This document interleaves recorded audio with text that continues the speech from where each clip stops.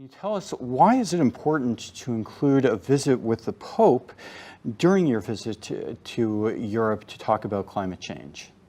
Well, the Pope is one of the great voices of reason and compelling moral authority on the subject of the climate crisis. He's been ahead of the curve. He's been a leader. His encyclical Laudato Si is really a very, very powerful document, eloquent and morally very persuasive. And I think that his voice will be a very important voice leading up to and through the Glasgow conference. These have one mind, and shall give their power and strength unto the beast. And I saw one of his heads, as it were wounded to death, and his deadly wound was healed. And all the world wondered after the beast. And there shall be signs in the sun, and in the moon, and in the stars, and upon the earth, distress of nations with perplexity, the sea and the waves roaring, men's hearts failing them for fear, and for looking after those things which are coming on the earth. For the powers of heaven shall be shaken. All these are the beginning of sorrows. Fight the climate crisis. We must have ambition, not just from one country or one industry or one person. It must come from all of us. And the time is now. The time is now. The time is now. We simply cannot afford to wait any longer. We are working together with the people and communities that are daring to build a better future. This is ambition from the ground. Join us. Join us. Join us. Join us to act on climate.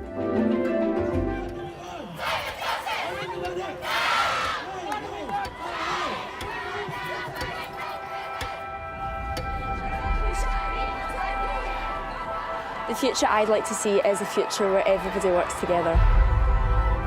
In Glasgow, we are looking for action.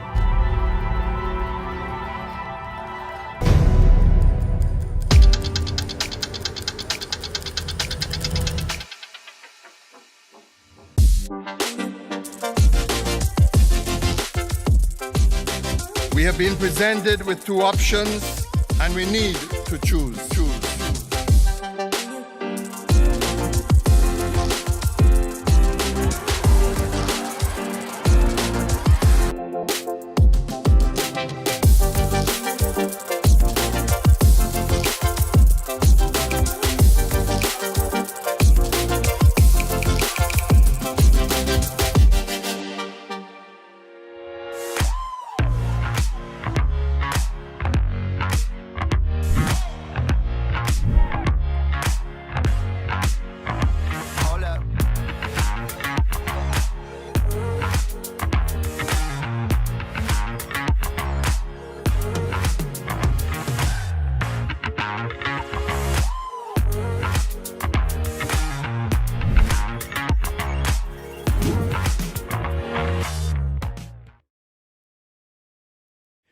There could not be a more important moment that we should have international agreements. The epidemic has shown us how crucial it is to find agreement among nations if we are to solve such worldwide problems. But the problems that await us within the next 5 to 10 years are even greater. It is crucial that these meetings in Glasgow, COP26, have success, and that at last the nations will come together to solve the crippling problems that the world, the globe, now faces. Well, Christian, Glasgow absolutely has to be the moment that the world comes together and agrees on commitments that limit the worst impacts of climate change. This has to be the moment that we do it. And Glasgow is a critical moment for all of us, not for America, not for UK or France, but for the world. We have to come together to make good on the promises that were made in Paris. Right now, we're not. This must be the decade of decision and the decade of action, and every country is required to step up. This will be the decade in which we either rise up and tackle climate change together, or else we sink together into the mire. And this year at COP26 will be the moment at which the world chooses which of those two fates awaits us. The stakes but while are too high for COP26 to become some kind of last-minute dash to the line. If we do the hard miles now, I hope that in November we can meet in person in Glasgow to hammer out the final details of what must be an era-defining outcome for our planet and for future generations. We are serious about 1.5 degrees. Glasgow must be the COP that consigns coal power to history, the COP that signals the end of polluting vehicles, the COP that tackles methane emissions, and that calls time on deforestation by making sustainable production pay. This is the moment. Glasgow is the last best opportunity that we have, that best hope, that the world will come together and build on Paris. Paris does not alone get the job done. If all of us did what's in Paris, we still see a warming of maybe 3.7 degrees or more. And we're not doing all that we set out to do in Paris. So this is the moment for countries, common sense, governments, people to come together and get the job done. L'accord de Paris pour le climat est accepté. The gavel that came down at the 21st UN Climate Summit wasn't the first, but Jennifer Morgan of World Resources Institute says this time it was different. For the first time, countries have unified together, developed and developing countries, in a turning point, I think, that can really make a difference in the climate crisis. In 2015, the world came together in Paris to make a promise for a better, greener, and more inclusive future. Nearly 200 countries set the world on a course towards sustainable development. COVID-19 has put a spotlight on nature's ability to bounce back, given the chance. The pandemic demonstrates how our actions affect nature and how effective the world can be when mobilized against a common crisis. We must seize this opportunity to recover better together. Let us celebrate the wins we have achieved, and let us be bold enough to create a better future for our planet and all those living on it.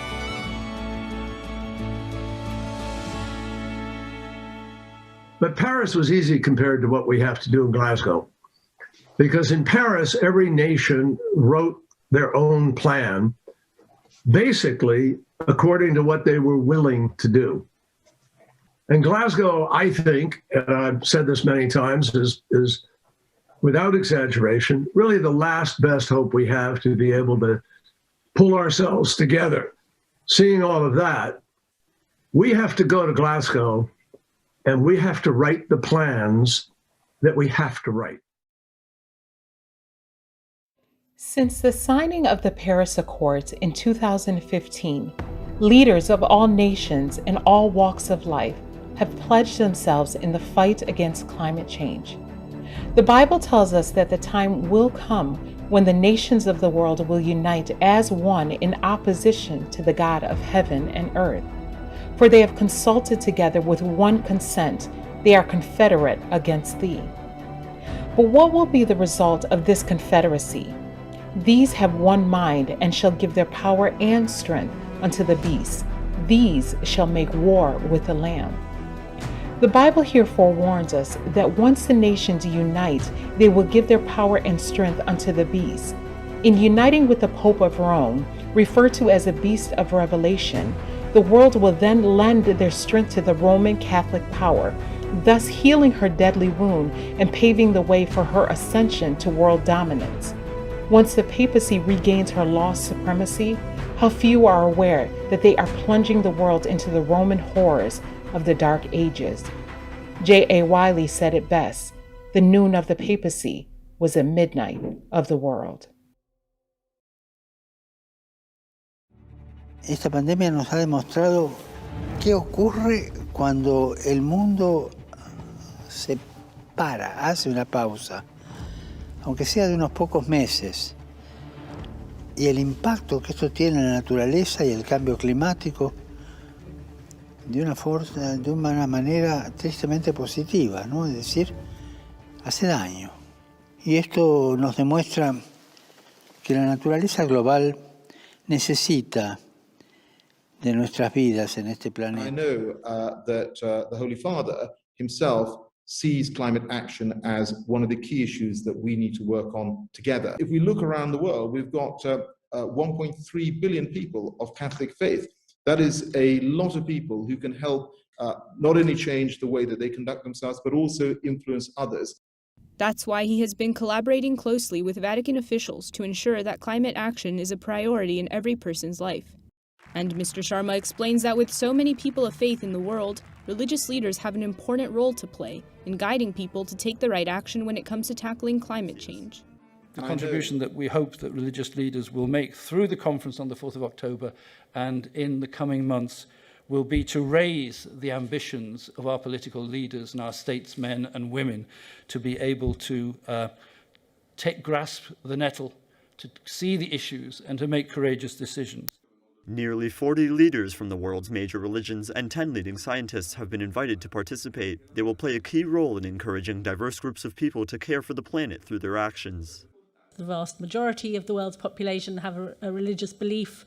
So clearly, mobilising faith communities is really important in the fight against climate change. Okay, so in October we're inviting nearly 40 faith leaders and 10 scientists to the Vatican to talk about climate change. And this is in advance of COP26, the Climate Change Summit, that will take place in Glasgow in November of this year. So we have partnered up with the Italian Embassy to the Holy See, who are our co-hosts for COP26, and also with the Vatican itself to run this initiative. And we're hoping that the faith leaders will come and they will give a message of encouragement and they will ask political leaders at COP26 to show ambition in tackling climate change. You're on a very important mission here to Europe. Can you tell us why is it important to include a visit with the Pope during your visit to Europe to talk about climate change? Well, the Pope is one of the great voices of reason and compelling moral authority on the subject of the climate crisis. He's been ahead of the curve. He's been a leader. His encyclical Laudato Si is really a very, very powerful document, eloquent and morally very persuasive. John Kerry has been meeting with government officials and business leaders ahead of the United Nations Climate Change Conference due to take place in Glasgow later this year. The former US Secretary of State spoke to Vatican media after his meeting with the Pope, and when asked why he came to visit Pope Francis, he said that he believed when it came to the climate crisis, Pope Francis is one of the great voices on the subject. He also talked about Pope Francis's encyclical Laudato Si, saying that it was, quote, a very, very powerful document, eloquent and morally very persuasive. Well, the Holy Father is one, if not one of the most powerful voices on the planet. And he's been extraordinary in the eloquence of his call on people to step up and be reasonable and to live out our responsibility as human beings in caring for God's creation. But because he is above politics and outside of the hurly-burly of day-to-day national conflict, etc., I think he can sort of, shake people a little bit and bring them to the table with a better sense of our common obligation. So for the last 6 months, we've been running virtual preparatory meetings for the event in October. And we've been hearing from the faith leaders and the scientists their views on the environment. What has been really striking has been how much they agree.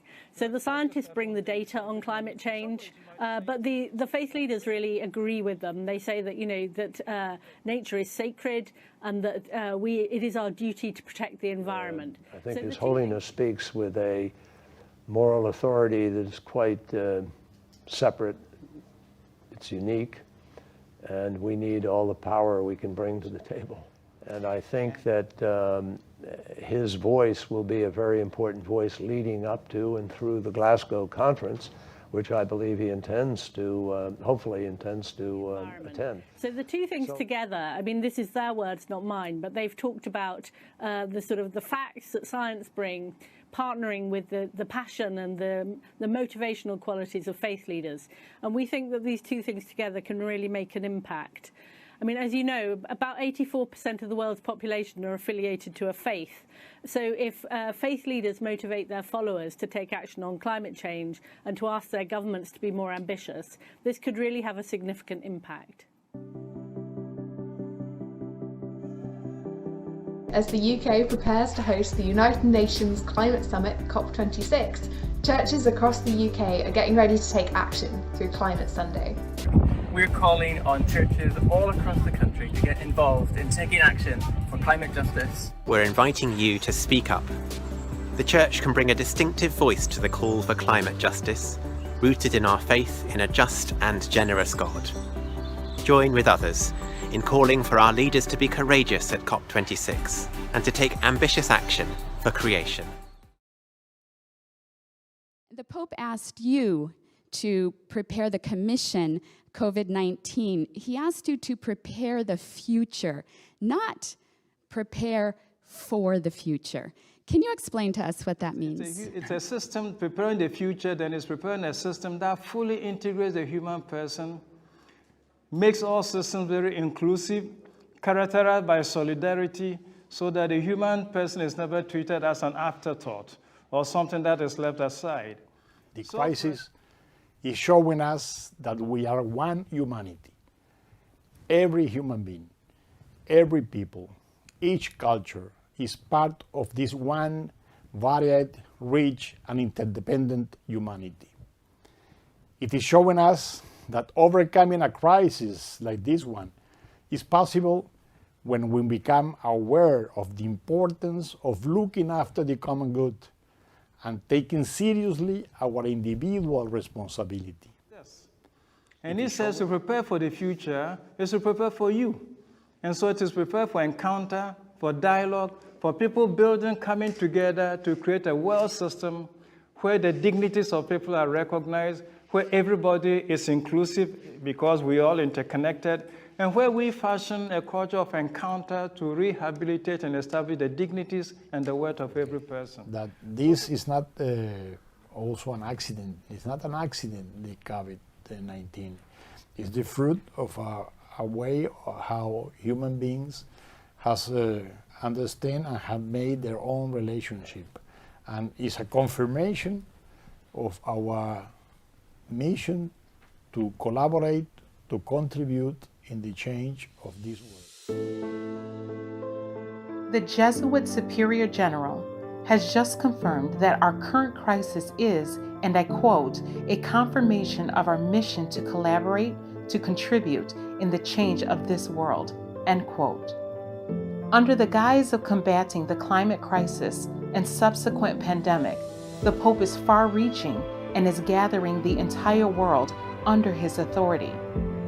Once the Pope is able to bear sway over the world, he will lead the nations into false worship through the implementation of Sunday sacredness by law, which is the mark of the beast. So the church claims that humans are responsible for looking after nature. This comes from Genesis, when at creation God charged Adam to till and to keep. This imperative for care also extends to the teaching about resting on the Sabbath day, which is for human beings also to preserve creation. All this Bible prophecy has foretold is coming to pass just before the second coming of Jesus Christ. See Revelations 13 and 14. As we see these monumentous events unfolding before our very eyes, as we see the marshaling of nations, the increase in calamities, pestilences, and war, may we know that Christ's coming is even at the door. Lest coming suddenly he find you sleeping, what I say unto you, I say unto all, watch.